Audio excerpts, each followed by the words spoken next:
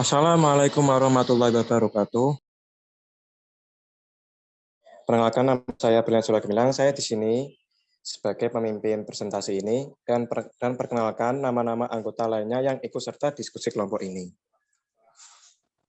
Saya Aldila Edwijayana nomor absen 1 dari 12 MIPA 7. Saya Maliana Puspitasari, absen 2 dari 12 MIPA 7. Saya Araminta Muntatsaliha, nomor absen 3 dari 12 MIPA 7. Saya Arya Bustiawan, nomor absen 4 dari 12 MIPA 7. Saya Brilian Sulagemilang dari kelas 12 MIPA 7, nomor absen 5.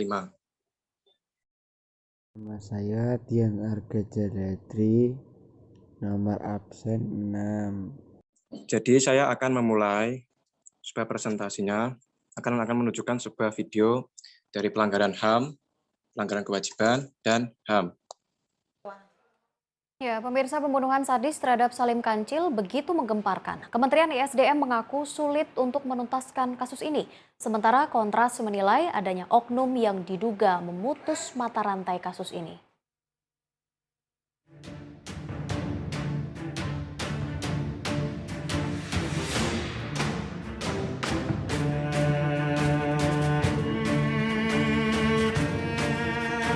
Nyawa tak lebih mahal dari tambang.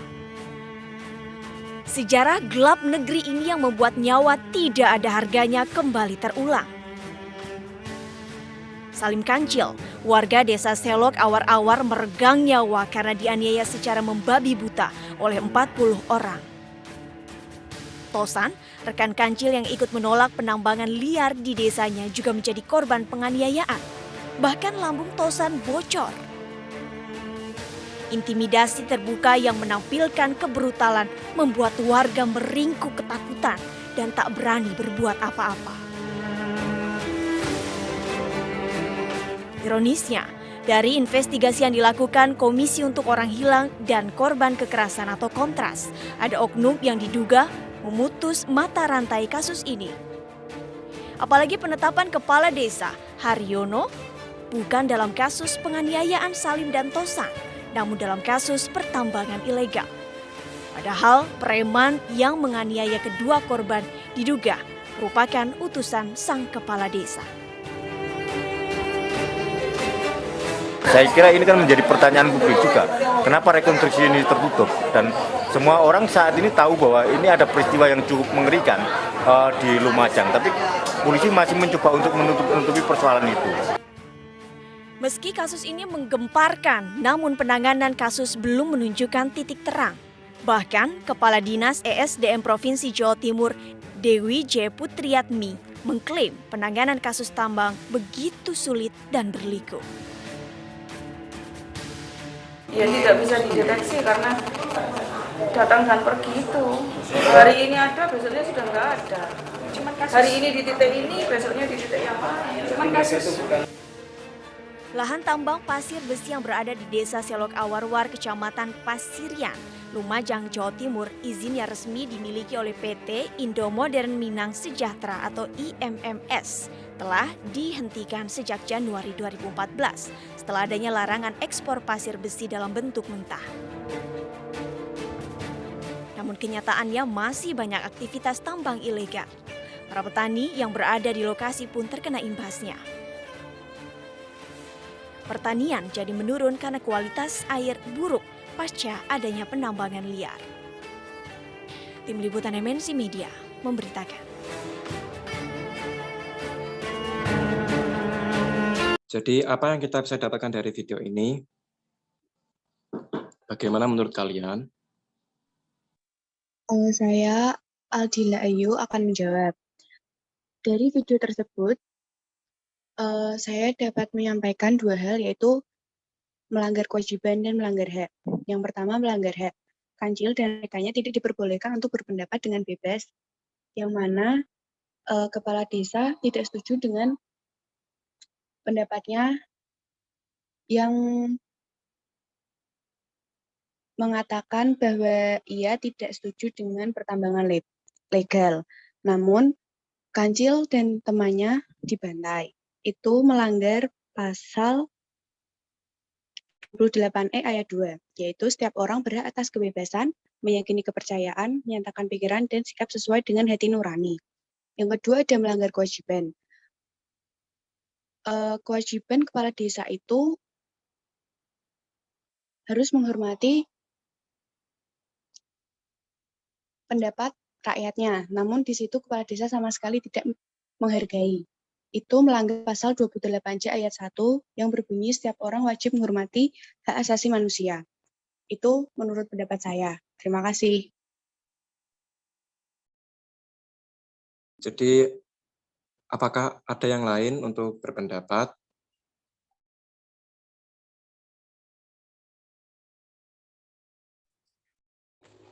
Jadi, dalam video tersebut terdapat pelanggaran hak dan pengingkaran kewajiban. Nah, pelanggaran haknya yaitu beberapa pelaku telah melanggar hak dari Kanjeng Salim karena mereka telah menganiaya hingga tindak kekerasan. Nah, Kanjeng Salim itu termasuk kehilangan haknya yaitu hak untuk hidup, hak untuk tidak ditangkap sewenang-wenangnya, dan hak atas rasa aman. Nah, dari pelanggaran tersebut termasuk pelanggaran UUD 1945 pasal 28 ayat 1 bahwa setiap orang berhak hidup sejahtera lahir dan batin, bertempat tinggal dan mendapatkan lingkungan hidup yang baik dan sehat, serta berhak memperoleh pelayanan kesehatan. Kemudian ada pelanggaran hak yang kedua yaitu kebebasan berpendapat. Beberapa pelaku menganiaya Salim Kancil karena dia tidak setuju dengan adanya penambangan ilegal di desanya, sehingga pelaku-pelaku tersebut menghakimi secara sewenang-wenangnya.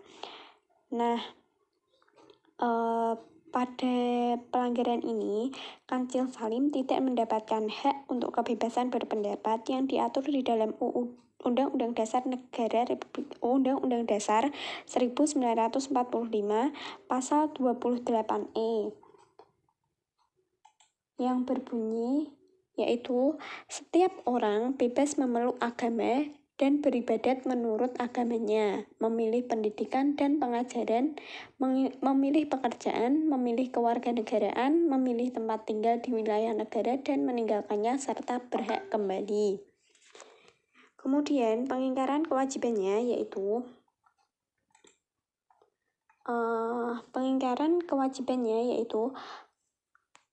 karena penambangan ilegal yang otomatis itu penambangan tersebut tidak memiliki izin yang resmi, yang otomatis juga tidak membayar pajak yang resmi kepada negara.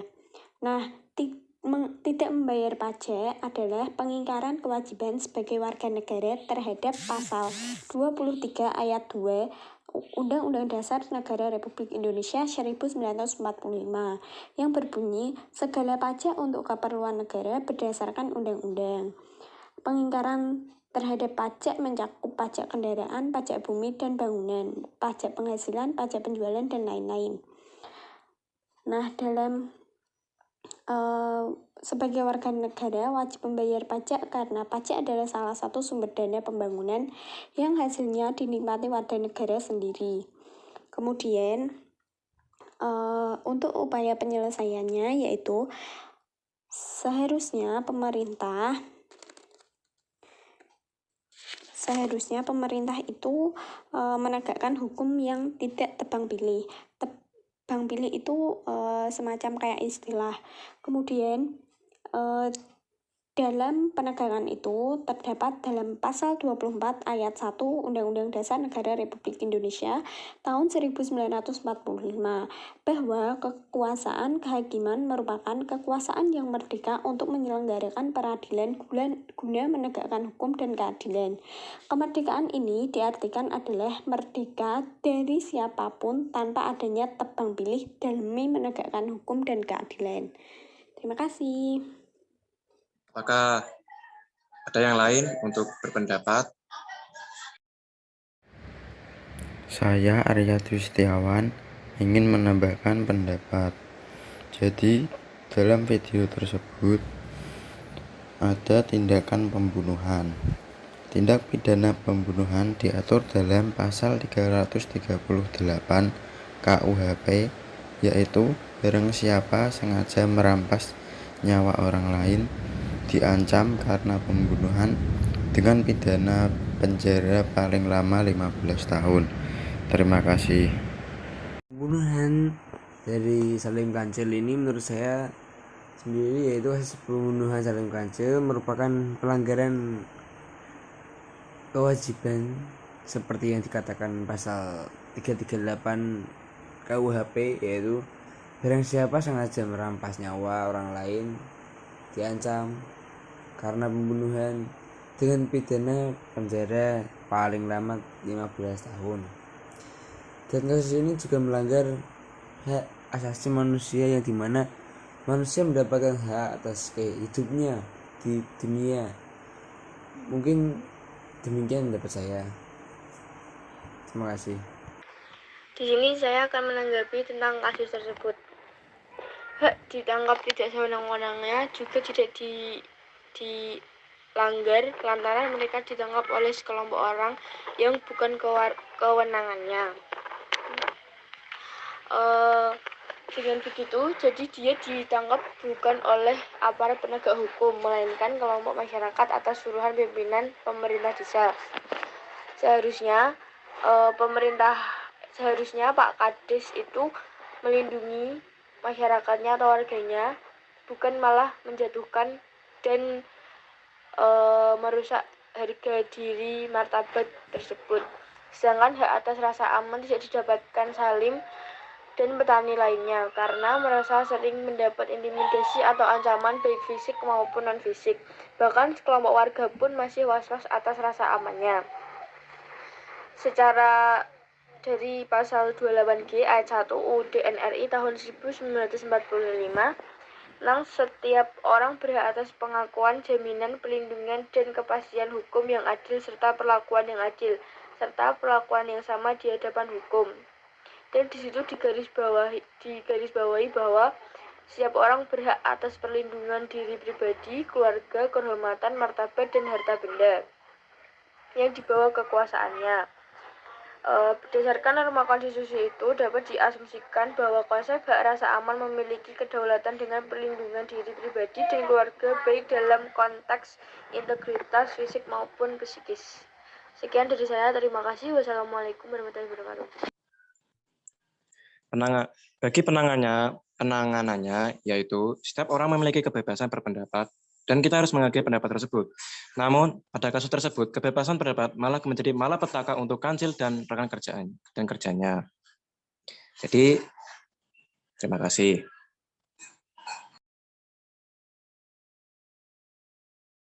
Lalu kita akhiri. Wassalamualaikum warahmatullahi wabarakatuh.